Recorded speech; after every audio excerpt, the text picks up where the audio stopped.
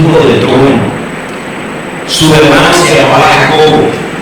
A ellos se llamaban los hijos de Zebedeo o los hijos del trueno. ¿Por qué se llamaban los hijos del trueno? Porque a veces tenían un carácter como el que tenemos muchos nosotros, explosivos, que reventamos como nada, somos una dinamita.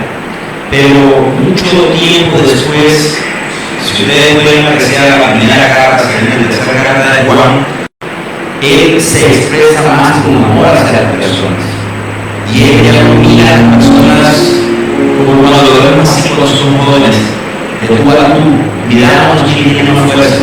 En ese momento yo tenía un anciano, en donde él ya ve a las personas como hijos. Juan trabajó aquí aproximadamente en el Apocalipsis, se consideraba que tenía 95 años de edad. Imagínense un hombre de 95 años de edad, lo único que quiere es abrazar a los hijos. Y los hijos, aunque ya sean así como el pastor de una edad de 65 en adelante, aún así, un hombre de esa edad lo ve como hijos, lo ve como hijos. Juan el Llamador, para que ustedes se den una idea, fue metido en una olla de aceite hirviendo. ¿Le gustaría a ustedes entrar en una olla de aceite hirviendo? Imagínense. Las mujeres que cocinan, cuando se queman, cuando están haciendo los bebés, una gotita de aceite, ¿cómo se siente en los dedos? Yo trabajo en el área mecánica. Y en una ocasión yo dejé más preparado un carro y la cliente con humildad se quejaba: mira, fíjate que mi escuela viene a un lado que al otro lado de mí. Yo le dije: ¿será que este vehículo fue chocado? Entonces yo le dije a ella: mire, ya eso no forma parte de mi antigua preparación. Pero después de que capacité, yo le dije: oye, realmente sí fallaste. Así que rectifica el error. Y eso es lo que yo hice. Me llegó más bien, pero durante el error cometí un gravísimo error. Y fue a acercar mi mano en el tubo de escape. El tubo de escape mágicamente era blanca, al igual como cuando nos estábamos cocinando y una pila de aceite nos cae y me quemó. Oye, ¿cuántas palabras se salen a las personas cuando se queman? En ese momento no se me salieron las palabras, pero me sentí muy enojado por mi error. Porque eso no hubiera pasado si yo no hubiera cometido ese error. Levantemos la mano espiritualmente hablando. ¿Cuántos cometeremos errores? Entonces vamos a orar y decirle al Señor: instruye. Quiero escuchar. En fin, nosotros vamos a orar. Padre mío, gracias porque nos permites estar aquí en este retiro. Mira cuántas personas vinieron porque tú nos llamaste. Tú eres el buen pastor, nosotros solo somos ovejas. Ovejas que a veces nos descarriamos, ovejas que a veces no aceptamos nuestros errores. Padre mío, perdona nuestros pecados y mira a estas personas que vienen a buscarte a ti. No vienen por ni el pastor ni por un líder de la iglesia, vienen a buscarte a ti. Mi Dios, conforta sus almas, abraza sus vidas, unifica sus almas. Ellos te necesitan en gran manera, mi Dios. Si se están afanando en este mundo de pecado, Dios, muéstrales tú cuál es el verdadero camino para llegar al cielo. Quédate con nosotros, Señor Jesús. Amén. Apocalipsis capítulo 11. Me gustaría que lo leamos. Yo sé que unos cuantos tienen otra versión, pero dice lo mismo. Y dice: entonces me fue dada una caña semejante a una vara de medir. Y se me dijo: levántate y mide el templo de Dios y el altar y a los que adoran en él. Yo he enseñado en muchas ocasiones de que Apocalipsis es una carta de amor. Muchos a veces se sienten de que Apocalipsis es un libro que tiene mencionaba demonios, personas que van a ser castigadas y sufridas por demonios. Pero si ustedes pueden apreciar al final del Apocalipsis, hay una boda. Y es la boda del Señor Jesús con la iglesia. ¿Saben ustedes aquella frase que dice, y fueron felices para siempre? La agarraron de allí. Realmente de ahí lo agarraron. ¿Y quiénes toman eso? Los del mundo. Hacen novelas, hacen historias, películas, y vivieron felices por siempre.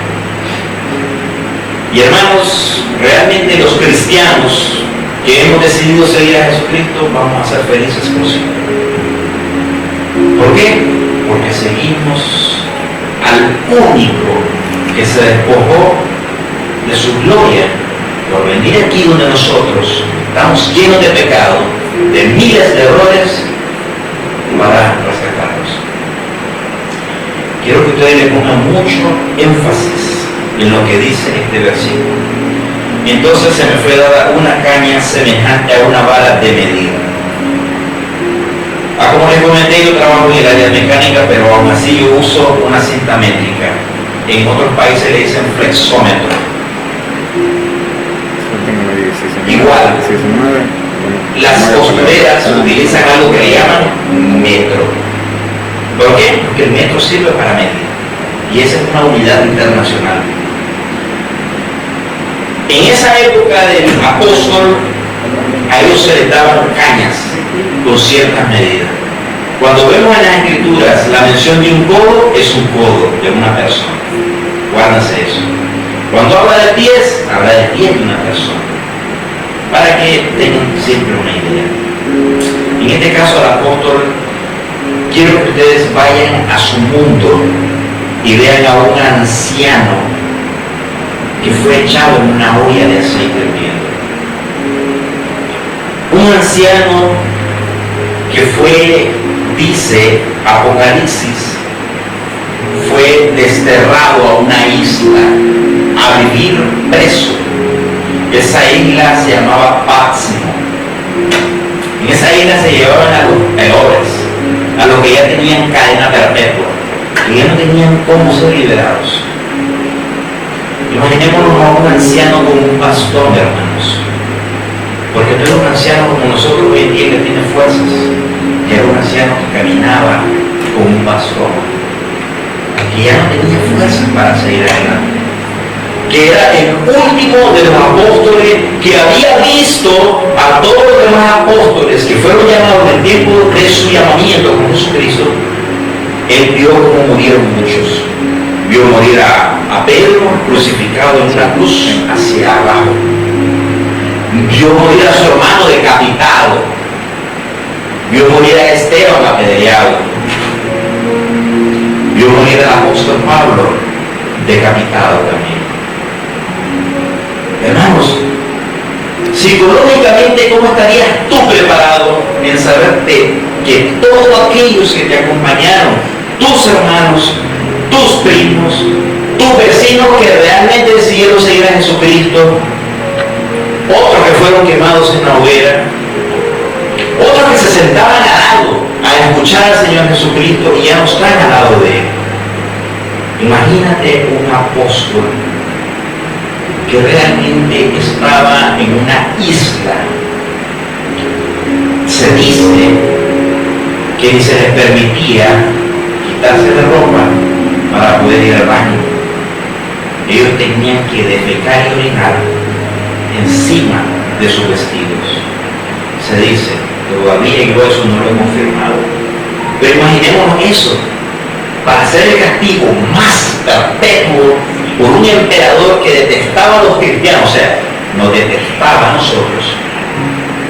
Imagina si tuviéramos en esa época saber todo lo que estaba pasando al apóstol. Un anciano. ¿Cuántos se enferman de una gripe? Una tos que a veces no se puede parar. Ahora imaginemos un anciano. Un anciano tal vez que tenía artritis, un anciano que le dolían sus rodillas, un anciano que no tenía a la par una esposa, o una hija, o un hijo, o un amigo que le atendiera. ¿Cuántas veces te has sentido así? Que estás solo. Hemos venido a este país muchos y estamos solos. Pero hay algo muy importante. Tenemos una familia espiritual. Ya no estamos solos literalmente. Pero imaginemos a este apóstol metido en una isla en donde había culebras, alacranes, mal comido, con frío, pasando penumbras, sin tener una medicina a su lado, sin tener una amoxicilina para la infección cuando tuviera calentura. Recordando, me metieron en una olla de aceite hirviendo, pero no me morí. Y los demás están descansando y yo todavía sigo caminando aquí. Ahora imagínate una pregunta que él dijera: ¿valió la pena ser cristiano? ¿Para ti vale la pena ser cristiano? ¿Crees tú que vale la pena ser cristiano? Estar aquí un domingo en la mañana, estar aquí un domingo en la noche, estar aquí de rodillas un martes. ¿Será que vale la pena? ¿Será que es más importante el trabajo? ¿Seguir a Cristo? A veces el apóstol Pablo, me imagino, se ha pensado como anciano, ya como un bastón, sentado en una piedra. Tengo mucho tiempo desde que se fue el Señor Jesucristo y Él no ha vuelto.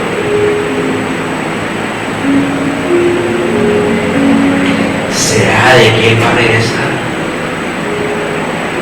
¿Será que lo voy a volver a ver? Yo recuerdo cuando los ángeles dijeron: es el mismo que se fue, así como debe unirse, así vendrá. Pero como humanos dudamos. ¿Será que Él decía? ¿Será que volverá? ¿Valió la pena todo este sufrimiento? Como humano pudo haber pensado eso. Como humano, ¿tú qué piensas, hermano? ¿Piensas de que todo lo que te está pasando ahorita vale la pena?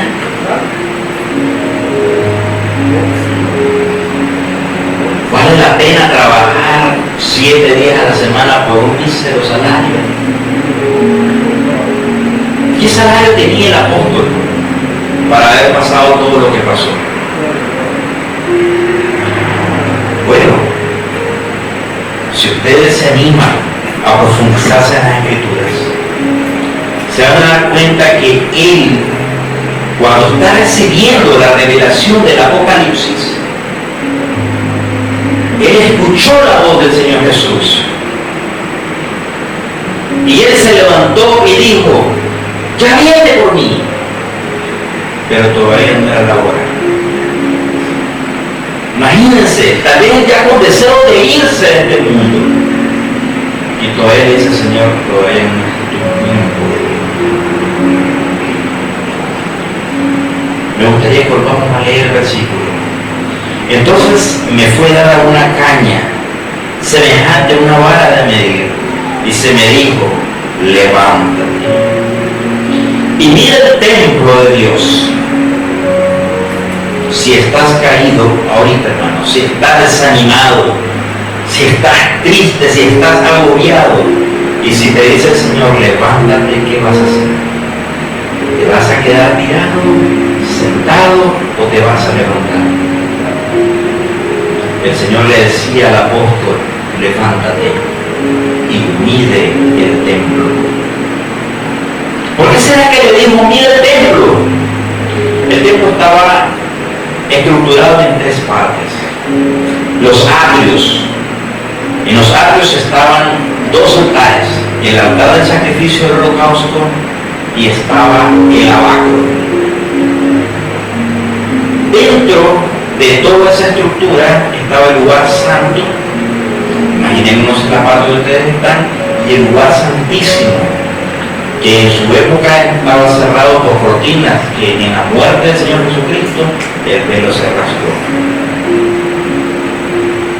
Mide el templo. ¿Por qué será que le dice mide el templo? Para saber cuántos iban a estar ahí. ¿Será que tu nombre está inscrito en el libro de la vida para que tú puedas caber ahí en el templo? ¿Sabes por qué te estoy invitando a leer la Escritura? Mira lo que dice más adelante. Y el altar. Mire primero el templo, a ver si tiene suficiente espacio. Y el altar donde se hacen los sacrificios. ¿Y qué más dice? Díganlo por favor en voz alta. Y a los que adoran en él. ¿Será que estás midiendo ahorita? ¿Será que está siendo medido, hermano? ¿Será que tu adoración está siendo medida? ¡Wow! ¿Habían visto eso alguna vez en las Escrituras? Aquí se están midiendo a los que adoran. Aquí se incluyen pastores, diáconos, maestros de escuela dominical, evangelistas, maestros, miembros básicos comunes, todos. No se está cambiando nada. Juan el amado obedeció, se levantó y midió. Se cuenta que después de que Juan el amado escribió el Apocalipsis, salió de la isla de Patmos, donde él ya no tenía regreso para atrás, porque era cadena perpetua. Pero por la voluntad del rey salió y siguió predicando. Hermanos, si el Señor Jesucristo te dice levántate de esa condición triste que estás, cuando estás abrumado, cuando estás afligido, cuando decís vale la pena ser cristiano, vale la pena lo que estamos viviendo, vale la pena el sufrimiento, vale la pena el afán de día a día. ¿Qué le dijo el Señor Jesucristo? Levántate y mira. ¿Te gustaría medirte delante del Señor? Tú no te midas delante de mí, no te midas delante del pastor, ni de ningún hermano. Mídete delante del Señor. ¿Cómo estás? ¿Será que tú vas a caber en el templo? Confirma que si tu nombre está inscrito en el libro de la vida, aunque sea de arrastra, llega, pero llega. Amén, gloria a Dios. Perfecto, ni uno. La predicación de hoy en la mañana estuvo perfecta, excelentísima. Y el hombre habló muy claro de tres: santificación, la inmediata, en el momento en que se recibe el Señor Jesucristo; la progresiva, que es el proceso en donde nosotros estamos viviendo la vida cristiana; y la última, que es la completa, perfecta o plena, es cuando ya el Señor Jesucristo venga y esto mortal, esto incorruptible, esto imperfecto que vemos aquí, este cuerpo, este vehículo, lo transforma en una vida sin alrededor. Ya no se va a enfermar, ya no se va a envejecer, ya no va a tener dolores, ya no hay pecado, porque vamos a ser perfectos con Jesús. ¿Te gustaría levantarte? ¿Te gustaría venir al altar? ¿Te gustaría ponerte cuenta con el Señor Jesucristo y decirle aquí estoy? Gloria a Dios. Aquí estoy, Padre. Si te he fallado, aquí estoy. Mide mi santidad y purifícame. Aún el Señor utiliza ancianos, niños, hombres y mujeres, e incluso el mismo Señor Jesucristo dijo que para las piedras iban a hablar si nosotros creyéramos. Y se cumple. He visto muchos rótulos donde se habla del Señor Jesucristo. Entonces, hasta los rótulos están hablando. Puesto de pie, levántense y vengan al altar. Le voy a pedir al pastor que ore para que él guíen a oración a los que van a ser restaurados. Puede pasar, hermanos. Como decía hermano Michael, todos cometemos errores.